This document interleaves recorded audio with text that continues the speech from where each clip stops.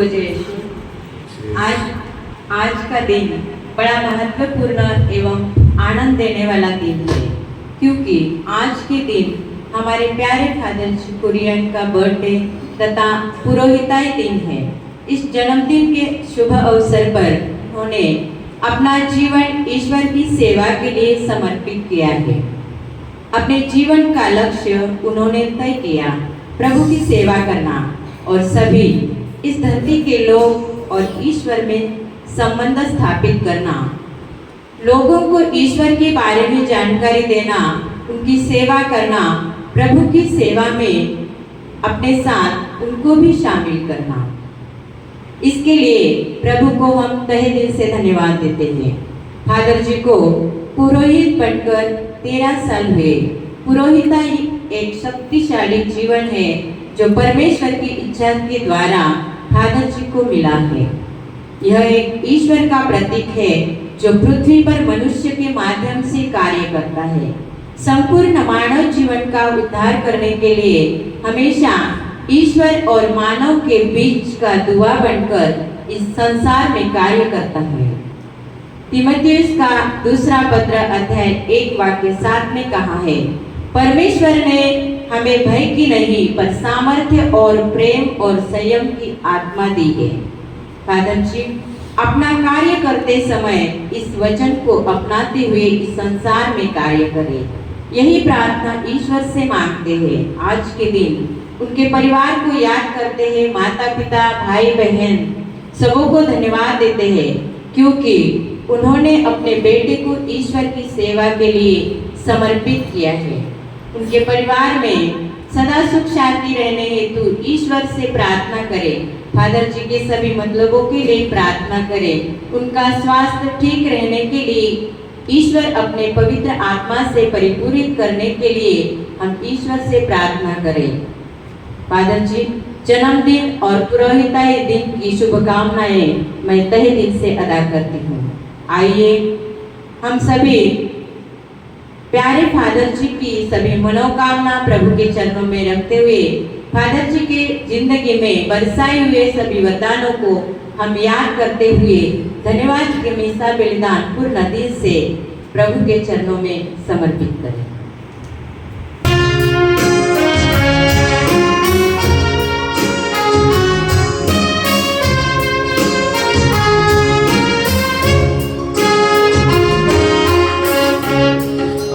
श्री हमारा यह बलिदान प्रीति भोज प्रभ भोज मगान कर संपन्न यश कृपा से प्रभु मसीह की आज्ञा से।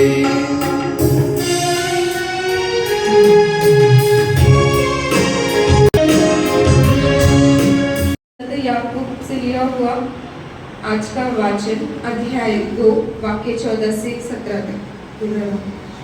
को आशीष दें। कर्मों के अभाव में विश्वास व्यर्थ। भाइयों, यदि कोई यह कहता है कि मैं विश्वास करता हूँ किंतु उसके अनुसार आचरण नहीं करता, तो इससे क्या लाभ? क्या विश्वास ही उसका उद्धार कर सकता है? मान लीजिए कि किसी भाई या बहन के पास न पहनने के लिए कपड़े हो और न रोज रोज खाने की चीजें। यदि लोगों में कोई उनसे कहे, खुशी से जाइए, गरम गरम कपड़े पहनिए और भर पेट खाइए, किंतु वह उन्हें शरीर के लिए जरूरी चीजें नहीं दे, तो इससे क्या लाभ? इसी तरह कर्मों के अभाव में विश्वास पूर्ण रूप से निर्जीव होता है। यह प्रभु की वाणी है। हमारे प्रभु यीशु मसीह की जय। संत लूकास द्वारा घोषित हमारे प्रभु यीशु मसीह का पवित्र सुसमाचार। हमारे प्रभु यीशु मसीह की जय। जब तुम मेरा कहना नहीं मानते तो प्रभु प्रभु कहकर मुझे क्यों पुकारते हो? जो मेरे पास आकर मेरी बातें सुनता और उन पर चलता है, जानते हो वह किसके सदृश है? वह उस मनुष्य के सदृश है जो घर बनाते समय गगरा खोलता और उसकी नींव चट्टान पर डालता है। बाढ़ आती है और जल प्रवाह उस मकान से टकराता है, किंतु वह उससे डा नहीं पाता, क्योंकि वह घर बहुत मजबूत बना है। परंतु जो मेरी बातें सुनता है और उन पर नहीं चलता, वह उस मनुष्य के सदृश है जो बिना नींव डाले भूमिधर पर अपना घर बनाता है। जल प्रवाह की टक्कर लगते ही वह घर डर जाता है और उसका सर्वनाश हो जाता है। हमारे प्रभु यीशु मसीह की जय। मसीह में मेरे प्यारे माता पिताओं, भाई बहनों एवं मेरे प्यारे बच्चों, आज के सुसमाचार में प्रभु पर विश्वास करने वाले लोगों के ऊपर शिकायत करते हैं। प्रभु बोलते हैं, आप लोग मुझे प्रभु प्रभु कहकर पुकारते रहते हैं, लेकिन मेरे वचनों के ऊपर ध्यान नहीं देता। यानी हम प्रभु को पुकारते रहते हैं, लेकिन प्रभु जो बोलता है प्रभु के वचनों के ऊपर हम ध्यान नहीं देते हैं। तो ये जो बातें प्रभु ने दो व्यक्तियों के साथ तुलना किया है। पहला व्यक्ति की जो उनका घर चट्टान के ऊपर बनाया, यानी फाउंडेशन चट्टान के ऊपर घर बनाए एक आदमी के साथ तुलना करते हैं, और दूसरा बिना फाउंडेशन डाल के घर बनाए एक व्यक्ति के साथ तुलना करते हैं। और हमको मालूम है, तो ये जो व्यक्ति चट्टान के ऊपर चट्टान को फाउंडेशन बनाकर घर बनाया, उस घर के ऊपर अगर कुछ भी आ जाए, जल प्रवाह आ जाए, तूफान आ जाए, कुछ भी आ जाए, तो भी वो घर कभी भी गिरने वाला नहीं है, क्योंकि वो घर का नींव, वो घर का फाउंडेशन चट्टान के ऊपर है। और हमको मालूम है, दूसरा घर जो बिना अच्छा फाउंडेशन डाल के बनाया है, उसके ऊपर कुछ भी जल प्रवाह आए, तूफान आए, एक छोटा सा हवा भी आए, तो भी वो घर गिरने वाला है, क्योंकि उसका फाउंडेशन मजबूत नहीं है। तो आज की सुसमाचार हमें यही संदेश देते हैं, सबसे पहले हमको हमारा कथनी और करनी एक करना चाहिए। यानी हम जो बोलते हैं, हम जो करते हैं, उसको एक करने के लिए हमको कोशिश करना चाहिए। यानी प्रभु प्रभु अगर हमको उसको प्रभु को पुकारना भी है, और साथ ही साथ प्रभु ने जो बताया है उसका पालन भी करना है। नहीं, कथनी और करनी एक करना बोले तो प्रभु को पुकारना, प्रभु के ऊपर विश्वास रखना, साथ ही साथ प्रभु के वचनों का भी पालन करने का। और दूसरा है ओबीडियंस गिव्स यू प्रोटेक्शन। आज्ञाकारिता हमको सुरक्षा देते हैं। अगर हम प्रभु की आज्ञाओं का पालन करते हैं, तो प्रभु की आज्ञा, प्रभु का वचन हमें सुरक्षा प्रदान करते हैं। Obedience gives us the protection, यानी हमको आज्ञाकारिता हमें हमेशा सुरक्षा प्रदान करते हैं। यानी हम प्रभु की वचनों को पालन करते हैं, प्रभु की आज्ञाओं को मानते हैं, तो वह हमें सुरक्षा भी प्रदान करेगा। और तीसरा, हमको हमारे फाउंडेशन के ऊपर हमको सोचना चाहिए। हम विश्वास करते हैं, लेकिन हमारा फाउंडेशन कितना गहरा है। हमको मालूम है, फाउंडेशन कभी भी दिखते कि नहीं दिखते, नहीं दिखेगा।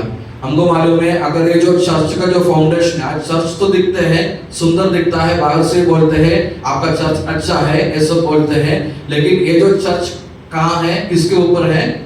फाउंडेशन के ऊपर है। ये फाउंडेशन किसी को दिखता नहीं है। जो क्या दिखता है, ऊपर का जो है, ऊपर का जो हिस्सा वही दिखता है। फाउंडेशन कभी भी किसी को दिखता नहीं है। अगर ये फाउंडेशन अच्छा नहीं है, तो कुछ भी तूफान आ जाए, कुछ भी हवा आ जाए, तो भी मंदिर यानी जो बिल्डिंग जो है वो गिरने वाला है, अगर उसका फाउंडेशन ठीक नहीं। तो अगर फाउंडेशन अच्छा है, तो कितना भी तूफान आ जाए, तो भी ये जो बिल्डिंग कभी भी गिरने वाला नहीं है। तो हमको हमारा फाउंडेशन कितना गहरा है, नहीं कभी कभी प्रभु के ऊपर हमारा जो विश्वास है कब पता चलता है, जब जिंदगी में कुछ परेशानी आते हैं, प्रॉब्लम्स आते हैं, दुख संकट आते हैं, तभी हमको हमारा असली फाउंडेशन मालूम हो जाता है। नहीं तो अपन बोलते हैं हमारा असली रंग तो बाहर निकलता है, यानी हमारा ओरिजिनल जो कलर जो रहता है, असली कलर जो रहता है, असली रंग जो रहता है, कब मालूम हो जाता है? जब जिंदगी में तूफान आ जाए, तूफान की जैसे परेशानी आ जाए, दुख संकट आ जाए, ये सब आने के बाद में क्या होता है, हमको पता चलता है कि हमारा फाउंडेशन कितना गहरा है। कितना भी बड़ा झाड़ रहने दो, पेड़ रहने दो, अगर उसका जड़ मजबूत नहीं है, तो एक ही हवा में वो पेड़ क्या होने वाला है, नीचे गिरने वाला है। ऊपर का हिस्सा कितना भी बड़ा रहने दो, कितना भी मजबूत रहने दो, लेकिन अगर नीचे का उसका हिस्सा, उसका फाउंडेशन, उसका जड़ मजबूत नहीं है तो एक ही तूफान से नहीं तो एक ही हवा से वो जो पेड़ नीचे गिरने वाला है। तो हमको मालूम है जिंदगी में जब परेशानी आते हैं वो काय के लिए आते हैं? हमें स्ट्रॉन्ग बनाने के लिए। हमको मालूम है अगर एक पेड़ लगाया है और पेड़ के नीचे अगर पानी नहीं है तो पेड़ क्या करते हैं? उसका जड़ अलग अलग जगह पे उसको लंबा कर देते हैं। क्या के लिए?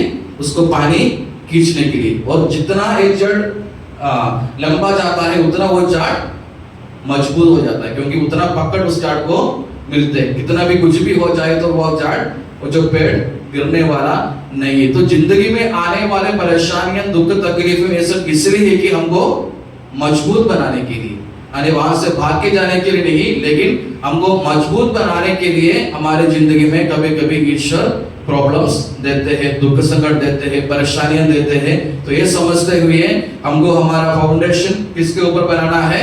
प्रभु के ऊपर बनाना है, प्रभु के वचनों के ऊपर बनाना है। क्योंकि वचन है आकाश और पृथ्वी डल जाए तो डल जाए, लेकिन मेरा वचन कभी भी डलने वाला नहीं है। तो प्रभु के वचनों के ऊपर हमारा विश्वास रखते हुए, हमारा फाउंडेशन बनाते हुए आगे बढ़ने के लिए हम सब कोशिश करें। ईश्वर हम सबको आशीष दे, पिता, पुत्र और पवित्र आत्मा के नाम पर आमीन।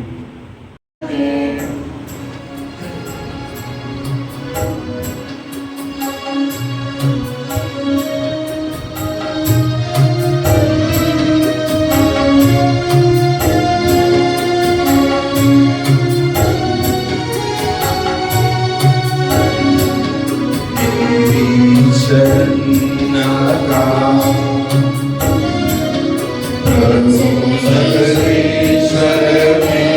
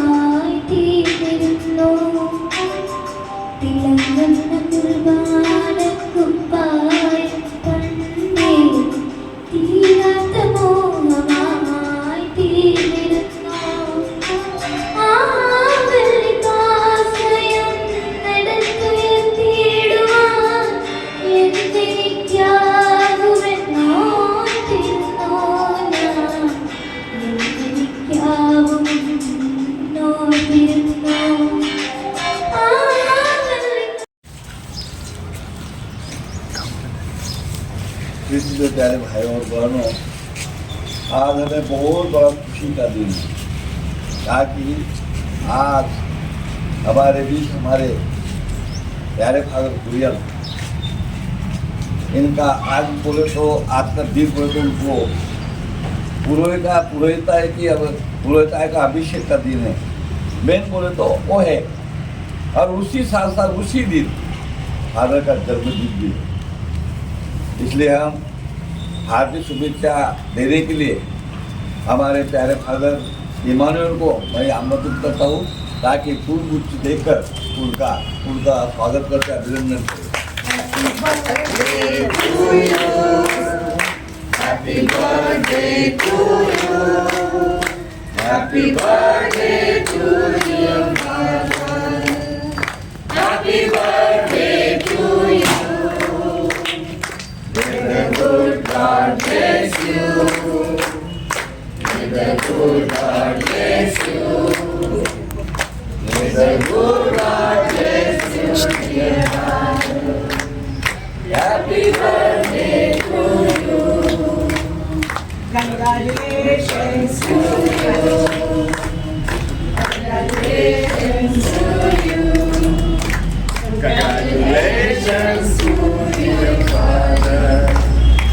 Happy birthday to you.